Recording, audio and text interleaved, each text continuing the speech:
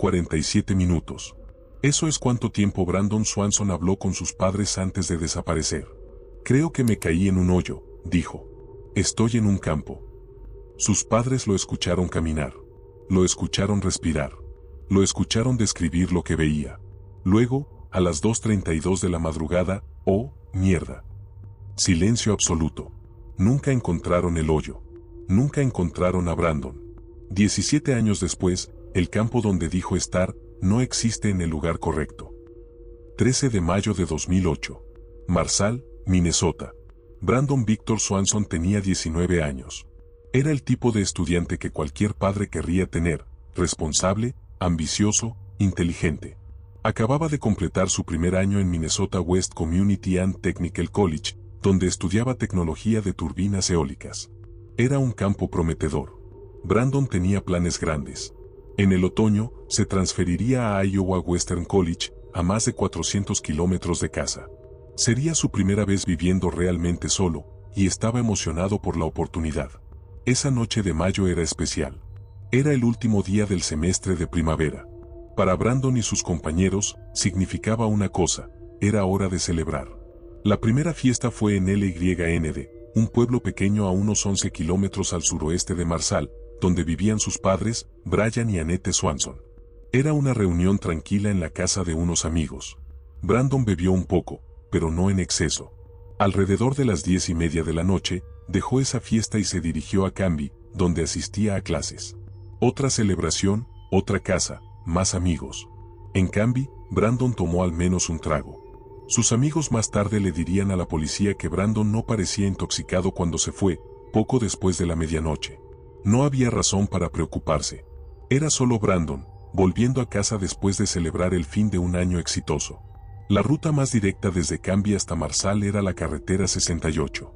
Era un camino recto, bien iluminado. Pero esa noche, por razones que nunca entenderemos completamente, Brandon decidió tomar los caminos secundarios. Caminos de grava. Caminos rurales sin luz. Caminos que Brandon no conocía tan bien. 1:15 de la madrugada. 14 de mayo. El Chevrolet Lumina de Brandon se deslizó en una zanja. No fue un accidente dramático. No había daños visibles en el auto.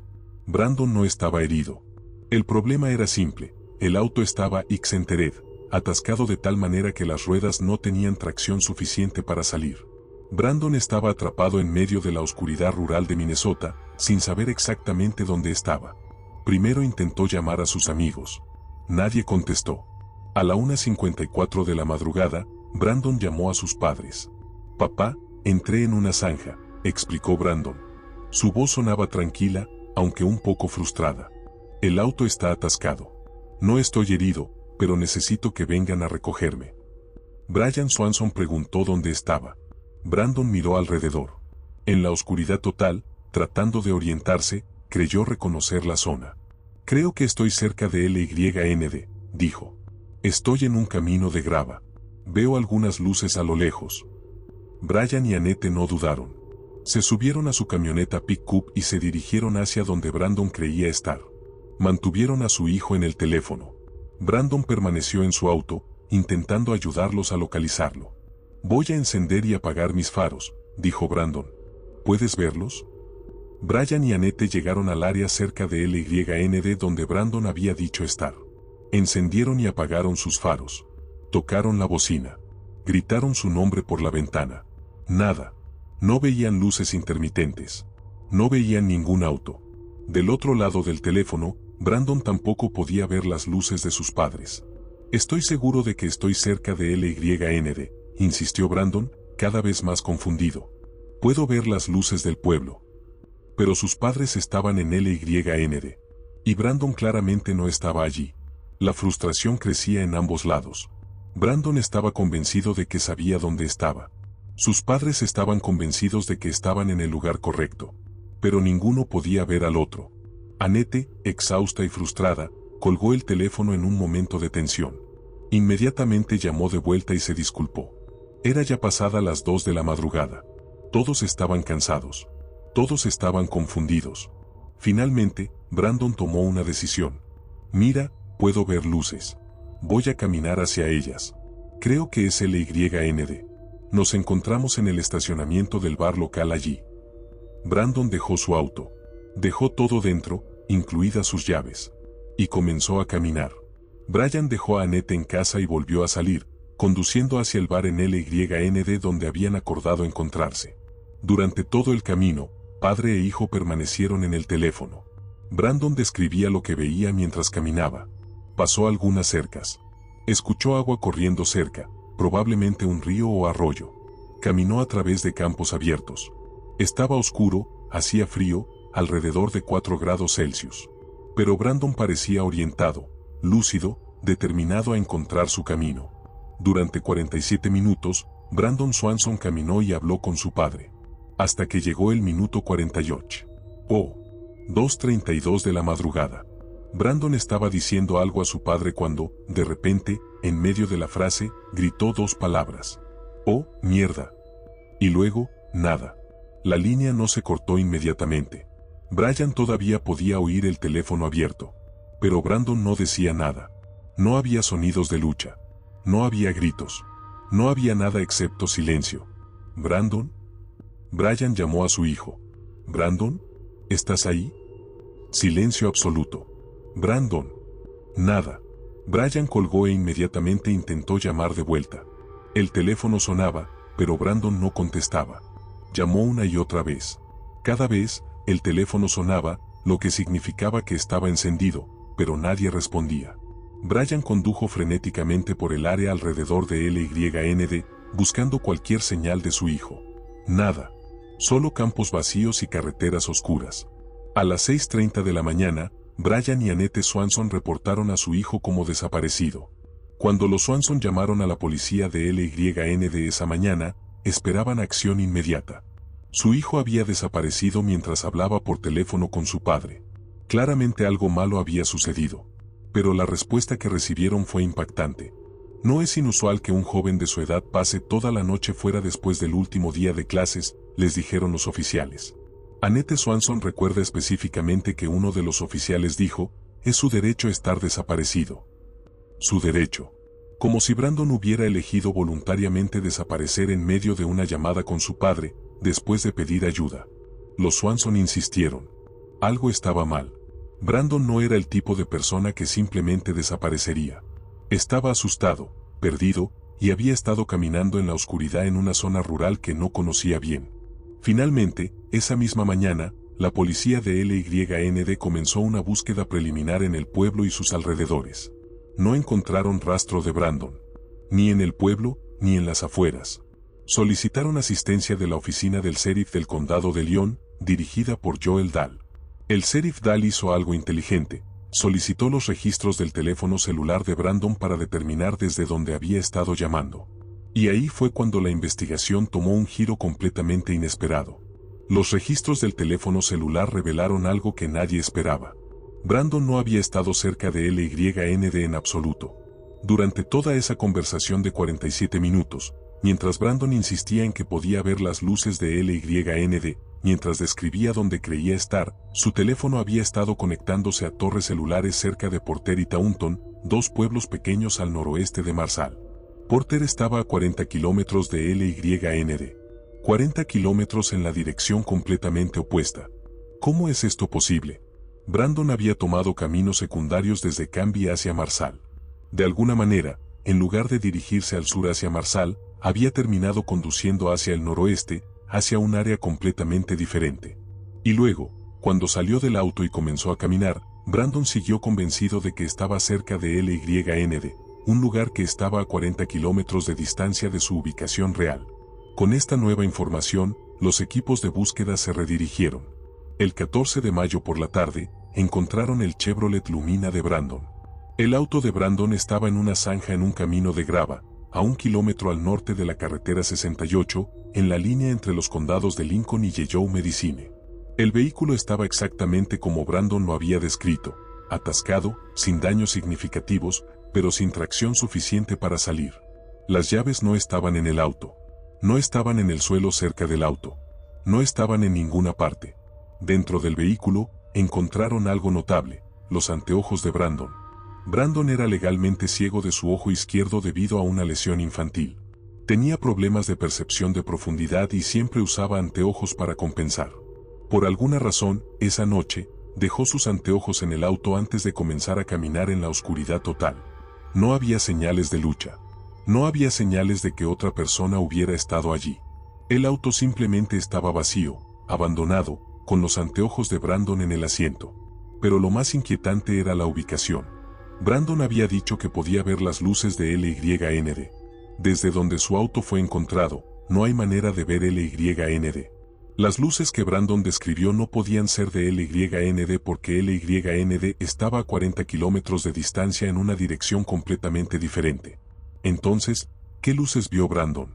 ¿Qué pueblo creía estar viendo? Inmediatamente después de encontrar el auto, la oficina del sheriff del condado de Lyon trajo perros rastreadores.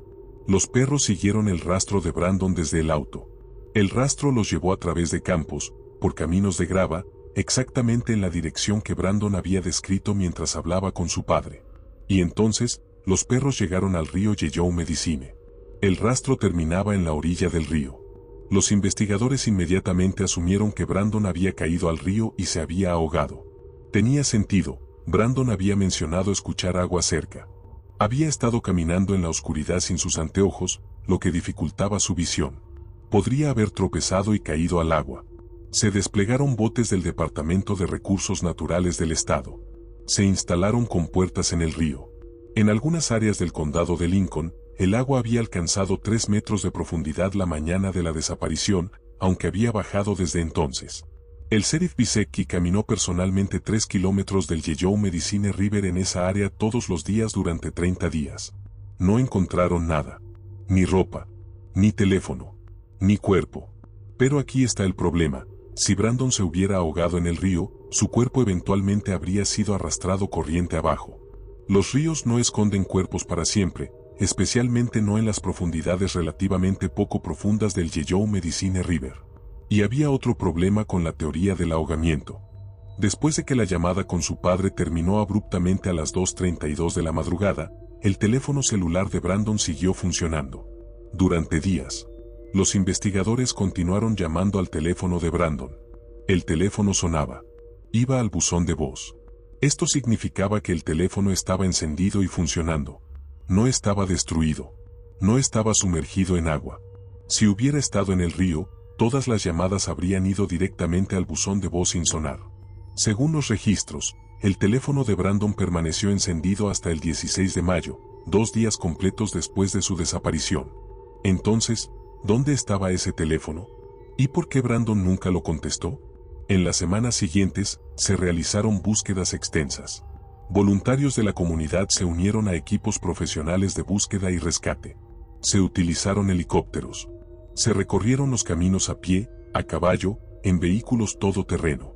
Buscaron en cada edificio abandonado en el área. Brandon había mencionado caminar a través de campos. ¿Era posible que hubiera buscado refugio en una estructura vieja? No encontraron nada. El sheriff Dahl descartó una búsqueda terrestre más organizada y extensa, argumentando que el área era demasiado grande y que los recursos eran limitados. Los Swanson no aceptaron esta respuesta. Ellos mismos organizaron búsquedas. Caminaron campos. Hablaron con granjeros locales. Pusieron carteles. Mantuvieron la luz del porche encendida todas las noches durante años como un símbolo de esperanza de que Brandon eventualmente regresaría a casa. Nada. Es como si Brandon Swanson hubiera sido borrado de la existencia en el momento en que dijo, oh, mierda. La teoría oficial de las autoridades era simple: Brandon cayó al río y se ahogó. Su cuerpo fue arrastrado corriente abajo o quedó atrapado en algún lugar bajo el agua. Pero esta teoría tiene problemas serios. Problema 1, el teléfono. Como ya mencionamos, el teléfono de Brandon siguió funcionando durante días. Si hubiera estado sumergido en agua, habría dejado de funcionar inmediatamente. Algunos argumentan que Brandon podría haber dejado caer el teléfono en tierra antes de caer al agua, pero entonces, ¿por qué los perros rastreadores no encontraron el teléfono? ¿Por qué nadie lo encontró durante las búsquedas extensas? Problema 2, el cuerpo. El Yellow Medicine River no es particularmente profundo o rápido en esa área. Si Brandon se hubiera ahogado, su cuerpo habría aparecido. Los cuerpos en el agua eventualmente flotan debido a los gases de descomposición. Alguien lo habría encontrado, especialmente con las búsquedas intensivas que se realizaron. Problema 3. El rastro de los perros. Los perros rastreadores siguieron el rastro de Brandon hasta el río. Pero aquí está lo interesante. Algunos perros también detectaron su rastro al otro lado del río, en un camino de grava que llevaba a una granja abandonada. Si Brandon cruzó el río, entonces claramente no se ahogó allí. Pero los perros perdieron el rastro rápidamente después de eso. ¿Qué significa esto? ¿Cruzó Brandon el río y continuó caminando? ¿Se cayó después de cruzarlo? ¿Alguien lo recogió? Problema 4. Oh, mierda. Las palabras finales de Brandon son cruciales. Oh, mierda suena como una reacción repentina a algo inesperado. No es un grito de pánico prolongado. No es una llamada de ayuda. Es una exclamación breve y sorprendida. ¿Qué provoca ese tipo de reacción? Pisar algo inesperado. Tropezar con algo. Ver algo de repente. Darse cuenta de algo. Pero no hay sonidos adicionales en la grabación. No hay chapoteo de agua. No hay ruido de caída. No hay nada excepto silencio después de esas dos palabras. Si Brandon hubiera caído al río, esperaríamos escuchar algo, el sonido del impacto del agua, un grito, algo. Pero no hay nada. La hipotermia, ¿una posibilidad? Algunos investigadores sugieren que incluso si Brandon salió del río, podría haber sucumbido a la hipotermia. La temperatura esa noche era de alrededor de 4 grados Celsius. No es extremadamente fría, pero si Brandon se mojó completamente al caer en el río y luego continuó caminando, sin forma de secarse, sin refugio, la hipotermia habría sido una amenaza real. La hipotermia en etapas avanzadas causa confusión, desorientación y lo que se llama paradoxical undressing, donde las víctimas comienzan a quitarse la ropa porque sienten calor, aunque están congelándose. Si Brandon desarrolló hipotermia, podría explicar por qué no contestó su teléfono. Simplemente estaba demasiado desorientado para darse cuenta de que el teléfono estaba sonando. Podría explicar por qué no pudieron encontrarlo. Vagó lejos del área de búsqueda en un estado de confusión. Pero esta teoría también tiene problemas. Si Brandon murió de hipotermia en esa área, su cuerpo debería haber sido encontrado durante una de las muchas búsquedas. No desapareciste simplemente en un área rural de Minnesota sin dejar rastro. En 2015, un bombero voluntario llamado Darren Edelser propuso una teoría diferente, y es la que muchos investigadores ahora consideran la más plausible. Minnesota rural, especialmente en áreas agrícolas como donde Brandon estaba caminando, está lleno de cisternas abandonadas y pozos viejos. Estos eran comunes en granjas antiguas, utilizados para recolectar agua de lluvia o como pozos de agua. Muchos de estos pozos y cisternas son extremadamente viejos, algunos datan de hace más de 100 años. El problema es que muchos de ellos no están marcados en los mapas. No están registrados en ninguna parte. Las granjas fueron abandonadas hace décadas, los mapas nunca se actualizaron, y estos pozos simplemente quedaron allí, escondidos bajo la vegetación, esperando que alguien tropezara con ellos. Delser propone el siguiente escenario. Brandon estaba caminando a través de campos abiertos en la oscuridad total, sin sus anteojos, lo que dificultaba su percepción de profundidad. Llegó a una cerca que no esperaba, una cerca alrededor de una cisterna vieja y abandonada. Saltó la cerca, resbaló en las rocas alrededor de los bordes de la cisterna y cayó dentro. Mientras caía, gritó "oh, mierda" y dejó caer su teléfono fuera de la cisterna. El pozo podría haberse abierto más profundo a medida que caía, con más rocas cubriéndolo. Esta teoría explica varias cosas. El "oh, mierda" repentino, la sorpresa de pisar donde no esperaba, el silencio inmediato, cayó demasiado profundo para que su padre lo escuchara porque el teléfono siguió funcionando, quedó fuera de la cisterna cuando lo dejó caer porque nunca encontraron su cuerpo, está en el fondo de un pozo no marcado que nadie sabe que existe porque los perros perdieron el rastro. Su olor termina donde termina el rastro en el suelo. Es una teoría horrible, pero tiene mucho sentido lógico. El problema es que en un área tan vasta, con potencialmente docenas o incluso cientos de pozos y cisternas antiguos no marcados, ¿cómo encuentras uno específico? No puedes simplemente excavar todo el condado. A lo largo de los años, han surgido otras teorías sobre lo que le sucedió a Brandon. Veamos por qué la mayoría no tienen sentido. Teoría: Brandon organizó su propia desaparición. Algunos sugieren que Brandon planeó desaparecer y comenzar una nueva vida en algún otro lugar bajo una identidad falsa. Pero esto no tiene sentido por varias razones. Primero, Brandon estaba emocionado por su futuro. Tenía planes concretos para el otoño. Hablaba con sus padres regularmente sobre sus ambiciones. Segundo, ¿por qué llamaría a sus padres si planeaba desaparecer? ¿Por qué mantendría una conversación de 47 minutos con su padre mientras fingía estar perdido? Tercero, organizar tu propia desaparición y vivir bajo una identidad falsa requiere un nivel de sofisticación, recursos financieros y planificación que un estudiante de 19 años simplemente no tiene. No hay absolutamente ninguna evidencia de que Brandon estuviera planeando desaparecer. Esta teoría es extremadamente improbable. Teoría: Brandon tuvo un colapso mental o psicótico. Algunas personas sugieren que Brandon experimentó algún tipo de episodio de salud mental que lo llevó a comportarse de manera irracional. Pero nuevamente, esto no encaja con los hechos. Los padres de Brandon dijeron que sonaba completamente lúcido durante toda la conversación telefónica. Estaba frustrado, sí, pero no mostraba señales de confusión mental, paranoia o comportamiento irracional. Brandon no tenía historial de enfermedad mental. Era un joven estable emocionalmente, según familiares y amigos. Si Brandon hubiera tenido un colapso mental después de colgar el teléfono, ¿dónde está? Alguien en estado psicótico no simplemente desaparece sin dejar rastro en un área rural. Teoría: fue secuestrado. Algunos especulan que Brandon fue recogido por alguien, ya sea con buenas intenciones que se volvieron mal, o por alguien con intenciones maliciosas desde el principio. Los problemas con esta teoría: Brandon nunca mencionó ver a nadie ni hablar con nadie durante su llamada con su padre. Si alguien se hubiera acercado a él, seguramente lo habría mencionado. Mierda no suena como una reacción a ver a una persona. Suena como una reacción a algo en el entorno físico. No hay evidencia de que ningún vehículo estuviera en esa área esa noche. Teoría: fue atacado por un granjero. Una teoría más oscura sugiere que Brandon tropezó con la propiedad privada de un granjero, quien lo confrontó y lo mató, luego escondió el cuerpo. Esta es posible, pero altamente improbable. No habría tiempo para que esto sucediera sin que el padre de Brandon escuchara algo en el teléfono. Un ataque habría hecho ruido. No hay razón para que un granjero matara a un joven perdido que claramente solo estaba tratando de encontrar su camino a casa. Si esto hubiera sucedido, habría evidencia, pisadas, marcas de neumáticos, algo. Aquí hay algo que complica enormemente las búsquedas: el acceso a la propiedad privada. En 2008, cuando Emergency Support Services asumió la mayoría de los esfuerzos de búsqueda, se encontraron con un problema significativo.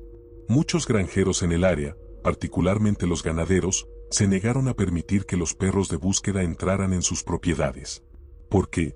Argumentaban que los perros de búsqueda perturbaban a su ganado. Esto significa que hay grandes secciones de terreno en el área donde Brandon podría estar que nunca han sido buscadas adecuadamente. Hay áreas donde los perros mostraron interés pero no se les permitió investigar. Ken Anderson de Emergency Support Services ha confirmado esto. Su equipo ha identificado áreas específicas de interés canino al noroeste de Porter, aproximadamente a 10 kilómetros de donde se encontró el vehículo de Brandon. Pero no han podido acceder a esas áreas debido a problemas de permisos de terratenientes. ¿Está Brandon en uno de esos terrenos inaccesibles? ¿Está su cuerpo en una propiedad privada que nunca ha sido buscada? Es frustrante, pero es la realidad de las búsquedas en áreas rurales privadas. El caso de Brandon Swanson expuso fallas serias en cómo el sistema maneja a las personas adultas desaparecidas. Cuando los padres de Brandon reportaron su desaparición la mañana del 14 de mayo, les dijeron que esperaran. Les dijeron que no era inusual que un joven pasara la noche fuera. Les dijeron que era su derecho estar desaparecido. Este retraso crítico significó que las primeras horas cruciales después de la desaparición de Brandon se perdieron. Las primeras 24 a 48 horas en cualquier caso de persona desaparecida son absolutamente críticas. El rastro está fresco. La memoria de los testigos es mejor. Las posibilidades de encontrar evidencia son mucho mayores. Al retrasar la búsqueda, las autoridades permitieron que esa ventana crítica se cerrara. Brian y Annette Swanson estaban furiosos y decidieron hacer algo al respecto. En 2009, poco más de un año después de la desaparición de Brandon, el gobernador de Minnesota Tim Pawlenty firmó una nueva ley. Se llamó Brandon's Lab, la ley de Brandon. Fue un logro directo de la campaña incansable de Brian y Annette Swanson para asegurarse de que ninguna otra familia tuviera que pasar por lo que ellos pasaron. La ley de Brandon requiere que las agencias de policía en Minnesota comiencen inmediatamente una investigación preliminar cuando un adulto desaparece bajo circunstancias peligrosas, independientemente de su edad. Ya no pueden usar la excusa de es su derecho estar desaparecido. Ya no pueden asumir que un adulto joven simplemente decidió pasar la noche fuera. Si las circunstancias sugieren peligro, la investigación debe comenzar de inmediato. La ley también clarifica que la agencia que recibe el reporte es la agencia líder en la investigación. Esto previene la confusión jurisdiccional que complicó la búsqueda inicial de Brandon, donde 3 condados diferentes estaban involucrados. Además, la ley requiere que las agencias notifiquen a otras agencias policiales cercanas de inmediato cuando se reporta una persona desaparecida. La ley de Brandon ha salvado vidas. Ha acelerado las investigaciones de personas desaparecidas. Ha asegurado que las familias sean tomadas en serio desde el principio. Pero no ha traído a Brandon de vuelta. El sheriff Eric Vallen, quien asumió el caso años después, ha confirmado que siguen recibiendo pistas sobre Brandon. En 2023, Vallen reveló que en el año anterior, la oficina del sheriff y el Bureau of Criminal Apprehension, BCA, habían recibido nueva información relacionada con la noche en que Brandon desapareció y los eventos que llevaron a esa noche. ¿Qué información? Vallen no especificó.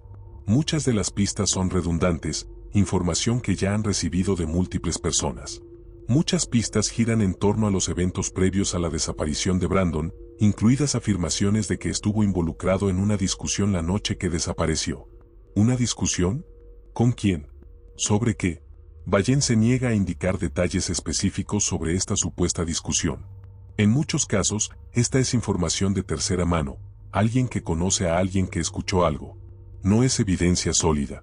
Pero cada pista es seguida de todos modos, según Vallen. Hasta ahora, ninguna de estas pistas ha llevado al avance que los investigadores esperan. Después de años de buscar en el Yellow Medicine River sin encontrar nada, los investigadores cambiaron su enfoque. Mud Creek, otro cuerpo de agua en el área, se convirtió en un nuevo punto focal. Los perros habían mostrado interés en esa área. Era posible que Brandon hubiera terminado allí en lugar del río. Pero nuevamente, las búsquedas no revelaron nada. El mismo argumento que se aplicaba al Yellow Medicine River se aplica a Mud Creek. Si Brandon se hubiera ahogado allí, su cuerpo debería haber sido encontrado eventualmente. La ausencia de cualquier evidencia física es, en sí misma, evidencia de que algo más sucedió. Regresemos a una pregunta fundamental. ¿Qué luces vio Brandon? Brandon insistió en que podía ver las luces de LYND. Estaba absolutamente convencido. Pero no estaba cerca de LYND en absoluto. Estaba a 40 kilómetros de distancia. Entonces, ¿qué vio? Desde la ubicación donde se encontró su auto, hay varios pueblos pequeños que podrían haber sido visibles en diferentes direcciones: Porter, Taunton, Minneota. Pero ninguno de estos está en la dirección hacia LYND. Una posibilidad es que Brandon estuviera viendo las luces de una granja o una instalación industrial. En áreas rurales de Minnesota, hay silos, graneros, instalaciones de procesamiento agrícola que tienen luces toda la noche. Para alguien perdido en la oscuridad, estas luces podrían parecer las de un pueblo. Pero aquí está el problema: Brandon había vivido en esa área toda su vida. Conocía la región. ¿Realmente confundiría las luces de una granja con un pueblo entero? Otra posibilidad más inquietante: ¿Brandon estaba viendo luces que no existían? No estamos sugiriendo nada sobrenatural. Pero considera esto: Brandon había estado bebiendo esa noche. No mucho, según sus amigos, pero algo. Había estado despierto hasta tarde. Estaba frustrado, estresado, perdido en la oscuridad. Había estado caminando durante casi una hora. En condiciones de oscuridad total, especialmente para alguien con problemas de visión como Brandon, el cerebro puede jugar trucos. Lo que se llama autocinesis puede hacer que las luces estacionarias parezcan moverse. Los reflejos pueden hacer que las luces parezcan estar en lugares donde no están. ¿Es posible que Brandon estuviera viendo luces reales pero malinterpretando completamente su ubicación y distancia? Es una posibilidad perturbadora porque significa que Brandon estuvo caminando en la dirección completamente equivocada todo el tiempo, alejándose cada vez más de cualquier posibilidad de ayuda. Hay una teoría que raramente se discute porque es demasiado perturbadora, pero merece consideración. ¿Y si Brandon todavía estaba vivo después de que la llamada terminó? Piénsalo, el teléfono siguió funcionando durante días. No estaba en el agua. No estaba destruido. ¿Qué pasaría si Brandon cayó en algún lugar, una cisterna, un pozo, una grieta en el suelo, y quedó atrapado? Vivo, pero incapaz de moverse, incapaz de alcanzar su teléfono que quedó en la superficie. Durante días, el teléfono sonó. Brandon podía escucharlo, pero no podía alcanzarlo. Podía escuchar los esfuerzos de búsqueda sobre él, pero no podía gritar lo suficientemente fuerte para que lo escucharan. Eventualmente, murió allí, en la oscuridad, solo. Es una posibilidad horrible. Pero explica por qué el teléfono siguió funcionando. Explica por qué nunca encontraron su cuerpo.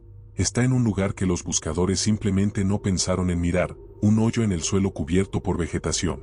Y explica por qué Brandon dijo lo que dijo en una de sus últimas conversaciones con su padre, algo que muchas personas pasan por alto.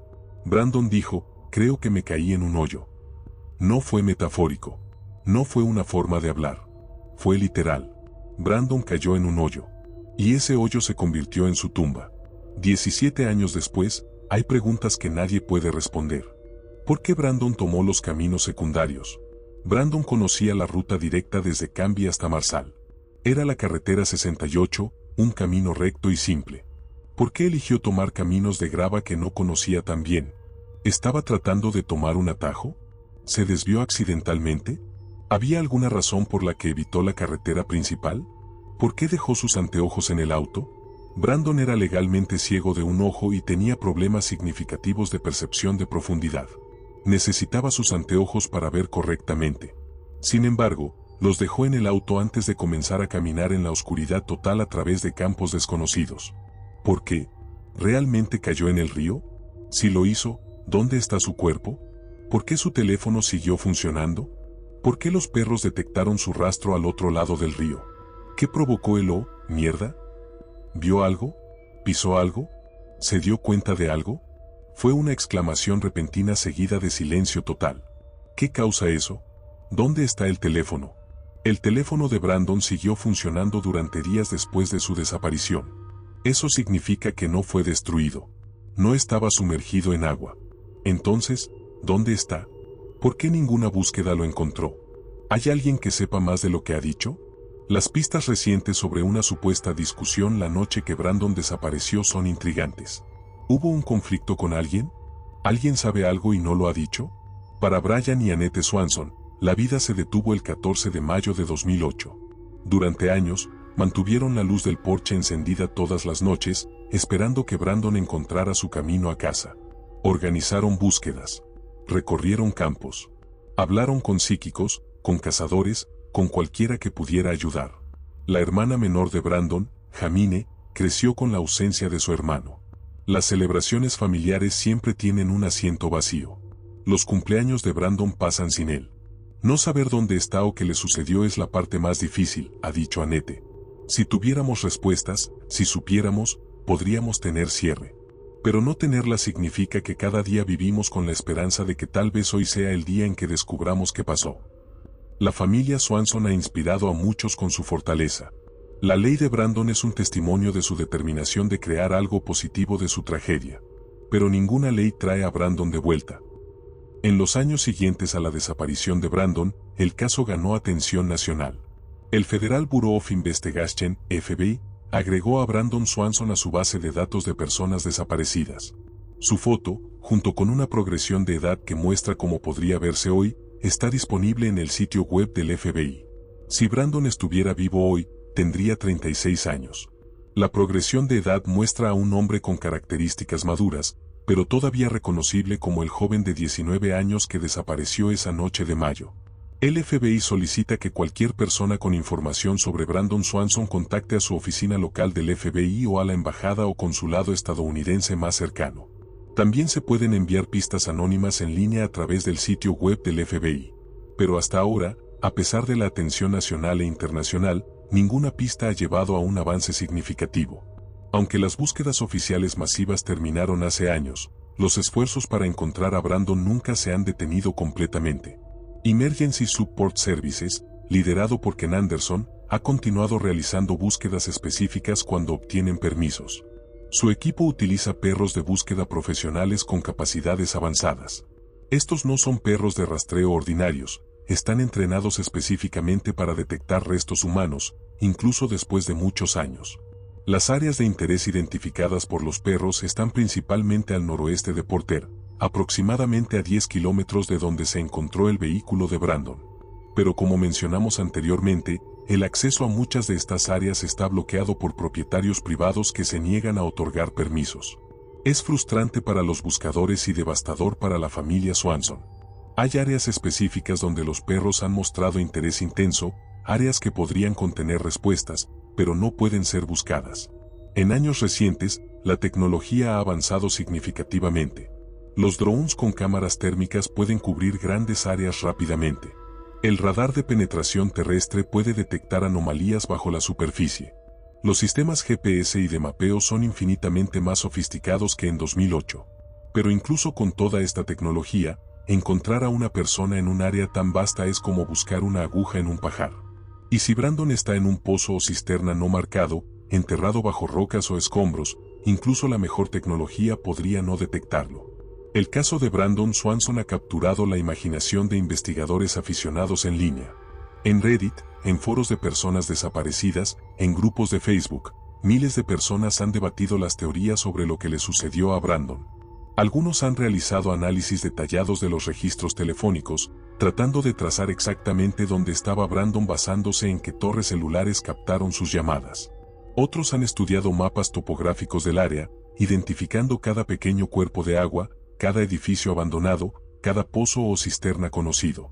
Un usuario de Reddit creó un mapa interactivo que muestra dónde se encontró el auto de Brandon donde Brandon pensaba que estaba, cerca de LYND, donde realmente estaba, cerca de Porter/Taunton, la ruta probable que caminó basándose en el rastro de los perros, áreas de interés donde los perros mostraron reacciones. Estos esfuerzos de crowdsourcing a veces han proporcionado nuevas perspectivas. Alguien que conoce el área personalmente podría reconocer un detalle que los investigadores pasaron por alto. Alguien con experiencia en cartografía podría notar una característica topográfica relevante. Pero hasta ahora, ninguna de estas investigaciones de aficionados ha llevado a un descubrimiento real. El caso de Brandon Swanson es único, pero tiene paralelos inquietantes con otros casos de personas desaparecidas. El caso de Brice Laspisa, por ejemplo, comparte similitudes. Brice, un estudiante de 19 años en California, desapareció en 2013 después de un comportamiento errático y una llamada telefónica con su familia. Su auto fue encontrado, pero Brice nunca fue hallado. Al igual que Brandon, Brice simplemente se desvaneció. El caso de Maura Murray es otro ejemplo. Maura desapareció después de un accidente automovilístico en New Hampshire en 2004. Su auto fue encontrado abandonado.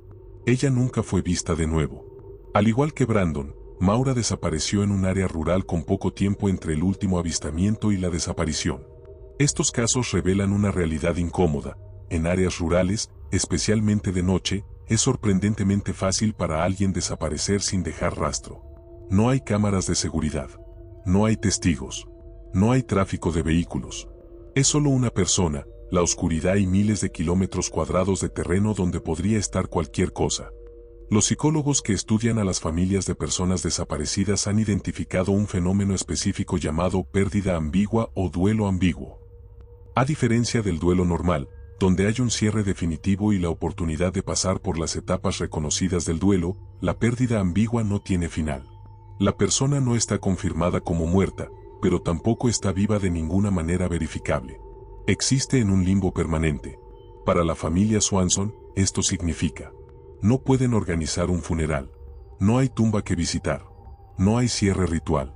Cada vez que suena el teléfono, hay un destello de esperanza. ¿Podrían ser buenas noticias? Cada vez que se anuncia un cuerpo no identificado en algún lugar del país, tienen que preguntarse, ¿podría ser Brandon? Los cumpleaños, las fiestas, las graduaciones de la familia, todo lleva la sombra de la ausencia de Brandon. ¿Está vivo en algún lugar? ¿Murió esa noche en 2008? ¿Sufrió? ¿Fue rápido? No saber es, en muchos sentidos, peor que saber la peor verdad. El caso de Brandon Swanson expuso no solo los problemas con cómo las autoridades manejan los casos de adultos desaparecidos, sino también problemas más amplios con las investigaciones en áreas rurales. Problema de jurisdicción: el auto de Brandon fue encontrado en la línea entre dos condados. Esto creó confusión sobre qué agencia era responsable. La ley de Brandon ayudó a clarificar esto, pero el problema fundamental permanece. Las líneas jurisdiccionales arbitrarias no desaparecen solo porque alguien está desaparecido. Problema de recursos: Las áreas rurales típicamente tienen menos recursos para búsquedas extensas. No tienen los mismos equipos especializados, helicópteros o personal que las áreas urbanas. Cuando alguien desaparece en un área rural, los recursos disponibles para encontrarlo son significativamente menores. Problema de terreno privado. Como hemos discutido, muchos propietarios se niegan a permitir búsquedas en su tierra. No hay mecanismo legal fácil para forzar el acceso, incluso cuando hay razón para creer que una persona desaparecida podría estar en esa propiedad.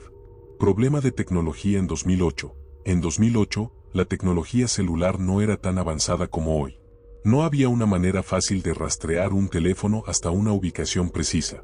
Las torres celulares solo podían dar una área general. Si Brandon hubiera desaparecido hoy, con GPS habilitado en su teléfono, podríamos saber exactamente dónde estaba cuando la llamada terminó. La ley de Brandon no es el único cambio que surgió de este caso. Muchos departamentos de policía en Minnesota y otros estados han revisado sus protocolos para personas adultas desaparecidas. Ya no asumen automáticamente que un adulto joven simplemente decidió pasar la noche fuera. Las academias de entrenamiento policial ahora incluyen casos como el de Brandon en su plan de estudios, enseñando a los nuevos oficiales la importancia de actuar rápidamente incluso cuando la persona desaparecida es un adulto. Los grupos de búsqueda y rescate han desarrollado mejores protocolos para búsquedas en áreas rurales, especialmente búsquedas nocturnas. Todo esto es positivo. Todo esto potencialmente salvará vidas en el futuro. Pero llegó demasiado tarde para Brandon. 17 años después, ¿qué sabemos? Es 2025. Han pasado 17 años desde que Brandon Swanson desapareció. Esto es lo que sabemos con certeza. Brandon Swanson llamó a sus padres a la 1:54 de la madrugada del 14 de mayo de 2008. Estaba perdido, su auto estaba en una zanja, y necesitaba ayuda. Habló con su padre durante 47 minutos mientras caminaba a través de campos rurales en la oscuridad. A las 2:32 de la madrugada, gritó "Oh, mierda" y luego quedó en silencio. Su auto fue encontrado cerca de Taunton, Minnesota, 40 kilómetros de donde pensaba que estaba. Los perros rastreadores siguieron su rastro hasta el Yellow Medicine River, luego perdieron el rastro. Su teléfono siguió funcionando durante días después de su desaparición. Nunca se encontró su cuerpo, ni su teléfono, ni ninguna de sus pertenencias personales. Eso es todo. Eso es todo lo que sabemos con certeza absoluta. Todo lo demás es teoría, especulación, posibilidad. Después de 17 años de investigación, discusión y análisis, hay dos teorías principales que los investigadores consideran más plausibles. Teoría 1, la cisterna o pozo no marcado. Esta sigue siendo la teoría más lógica. Explica todos los hechos conocidos.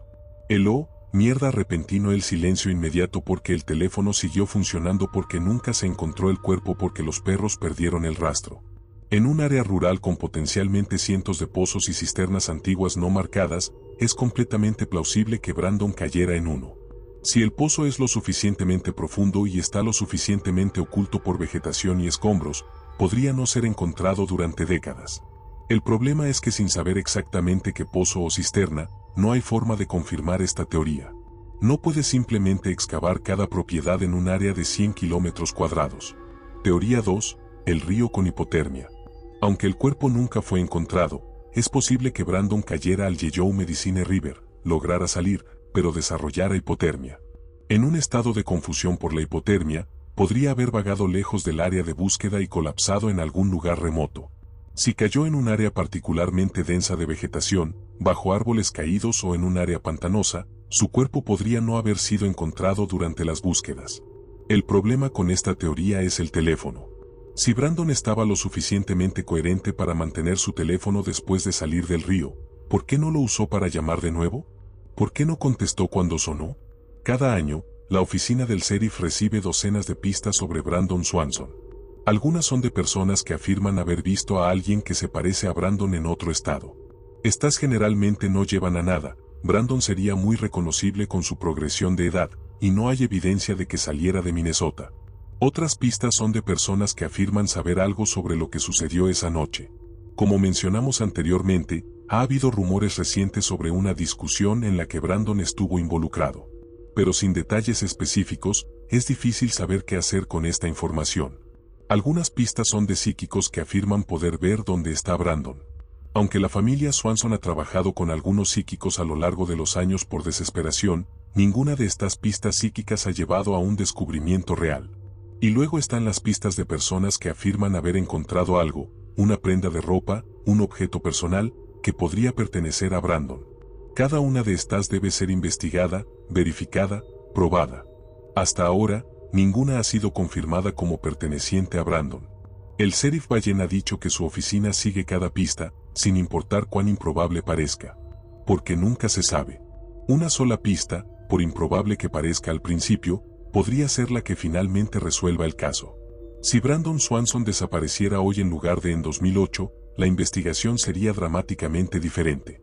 Los teléfonos inteligentes modernos tienen GPS incorporado que puede rastrear la ubicación hasta unos pocos metros. Los investigadores sabrían exactamente dónde estaba Brandon cuando la llamada terminó. Los drones con cámaras térmicas pueden cubrir grandes áreas en cuestión de horas, detectando calor corporal o perturbaciones en el terreno. El radar de penetración terrestre puede escanear bajo la superficie del suelo, detectando vacíos que podrían indicar pozos o cisternas. Las redes sociales y las cámaras de vigilancia están en todas partes ahora. Incluso en áreas rurales, hay muchas más cámaras de tráfico, cámaras en granjas, cámaras en negocios. Pero en 2008, ninguna de estas tecnologías estaba disponible o ampliamente utilizada.